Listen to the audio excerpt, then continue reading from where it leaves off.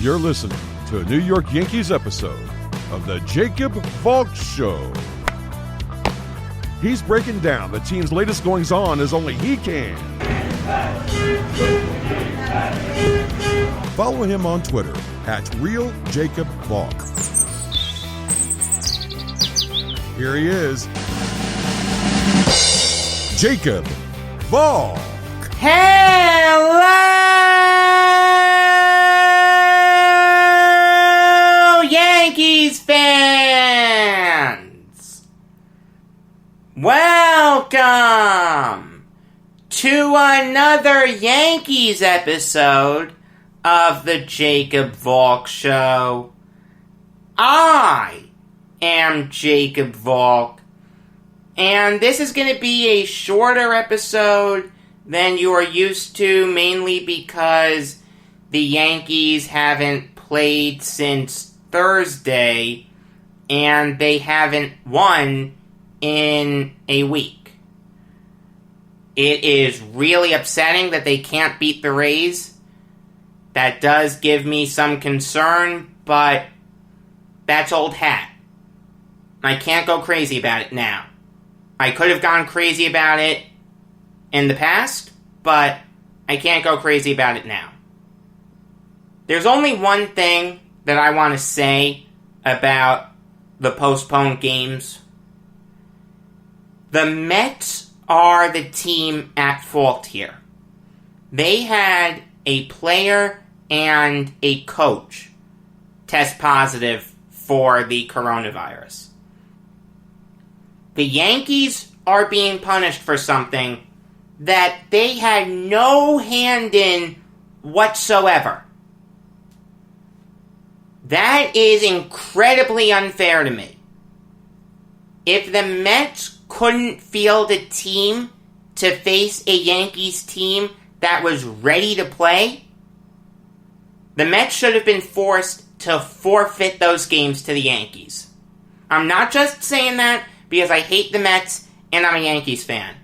If the Yankees had people infected with the coronavirus and they couldn't play, the Yankees should be forced to forfeit those games. Easily.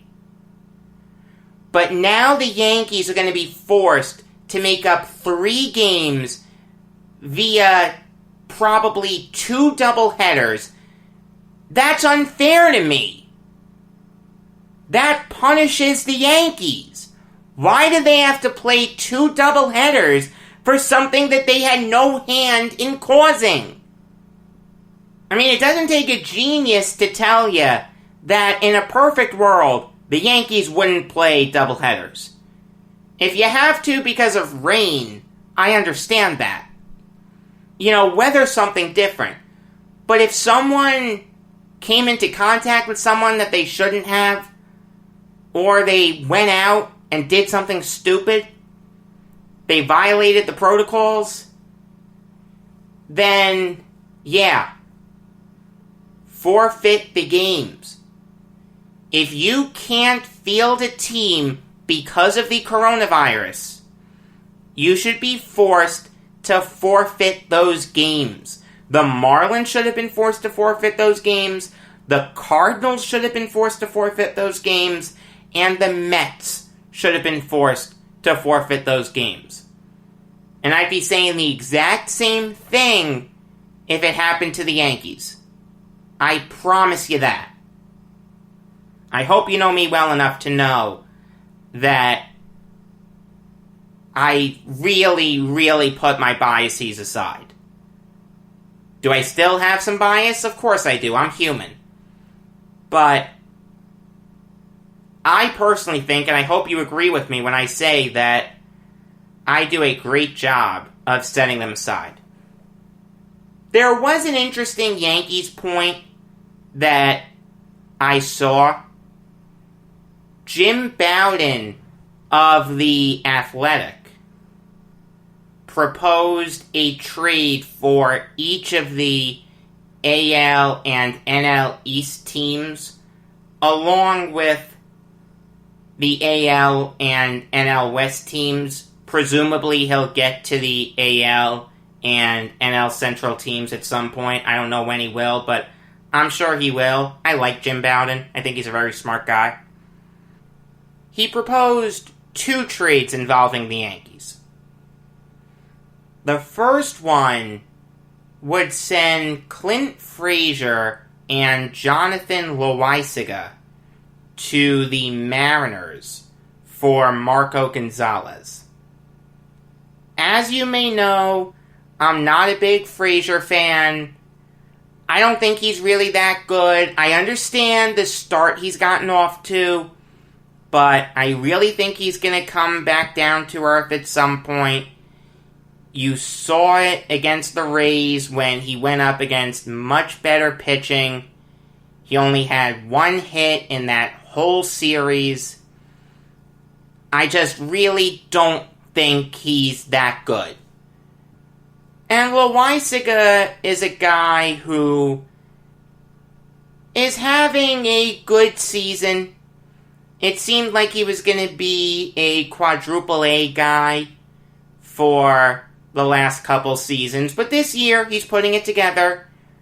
2-0 with a 2.77 ERA. Not a bad pitcher by any stretch. I don't mind him as a future long reliever. And when you look at Marco Gonzalez, this is a guy who really checks a lot of boxes for the Yankees. They undoubtedly need starting pitching. I've said that before. Gonzalez is a lefty. James Paxton hasn't set the world on fire. Granted, Paxton's last start, he looked really good, but how much can you really trust him? Gonzalez, in my opinion, is exponentially better than any lefty starter the Yankees have. He's better than Paxton. He's better than Montgomery. I like Montgomery, but Gonzalez is better. He's 1,000,000 times better than J. Happ. Paxton and Happ are both free agents at the end of this season. So, the Yankees are going to need another lefty. In a perfect world, you should have 2 lefties in your rotation. You can get away with 1, but you really should have 2. And also, the Yankees don't have to pay him a huge sum of money. He signed to a 4-year contract worth $30 million. That contract actually takes him through the 2024 season. There's a club option on his contract for 2025 set at $15 million. That's pretty good when you factor in Gonzalez's stats. This year he's 2-2 with a 3.34 ERA.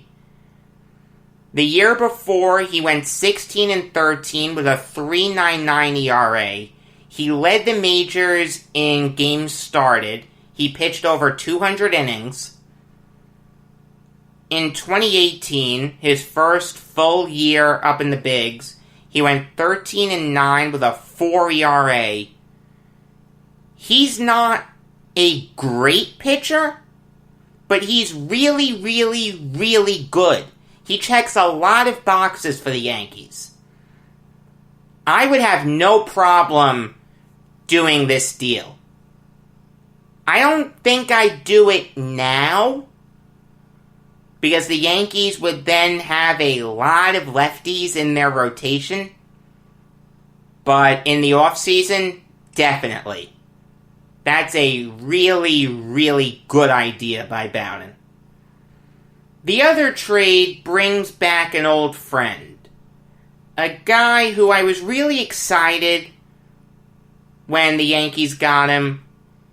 He really underwhelmed in his half a season here. but since leaving, he's dominated. And I don't want to hear that this guy is Eddie Lee Whitson 2.0, because this guy was good here. He wasn't great, but he was good. And that is Lance Lynn. A guy who in half a season for the Yankees in 2018 went 3-2 with a 4.14 ERA. I understand he didn't pitch well against Boston in the playoffs that year, but you know what? Neither did J. Happ. Alright?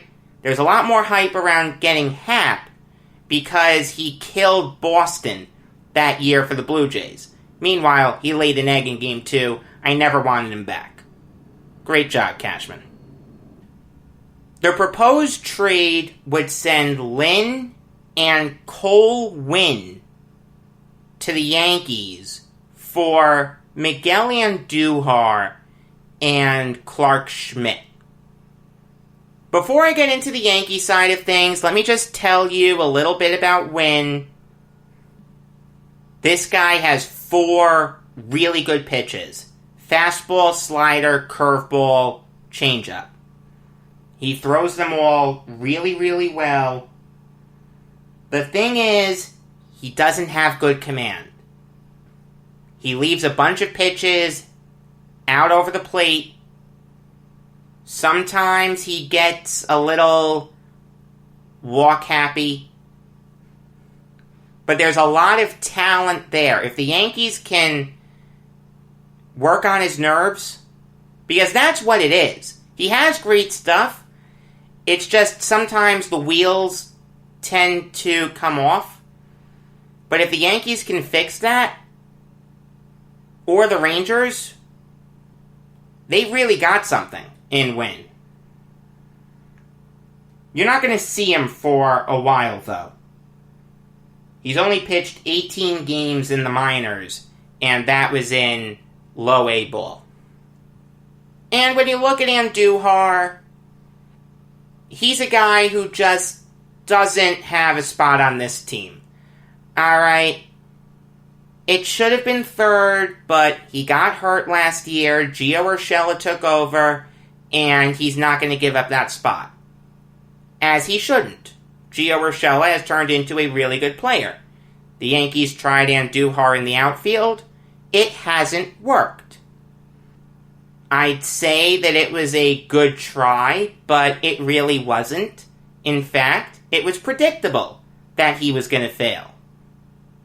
You want to tell me that he could DH? Okay, I get that. But Giancarlo Stanton is still a Yankee, and Andujar was hitting .095 this year. You can tell that this guy just doesn't have a spot on the team going forward. It's really a shame because the Yankees could have possibly turned him, along with some prospects, into Jacob deGrom once upon a time, but the Yankees really liked Andujar. Now, if they could go back in time, they probably would do that trade. And when you look at Clark Schmidt, this guy has all the tools you look for. I saw him in an intra-squad game this year. He looked really good. Really good fastball, really good changeup, good curveball, average control. He has some injury concerns, but it seems like he's gotten past them. Schmidt is going to be a really good pitcher in this league for a long time. In fact, it wouldn't surprise me at all if you saw him up in the bigs this year.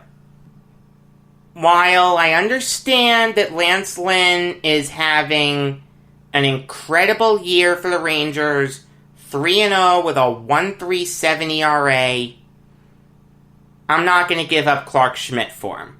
That's the big thing for me. I think Schmidt has what it takes to be a Yankee for a long time.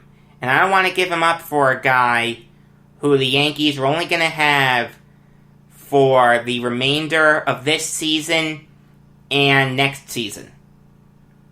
That's when his contract expires.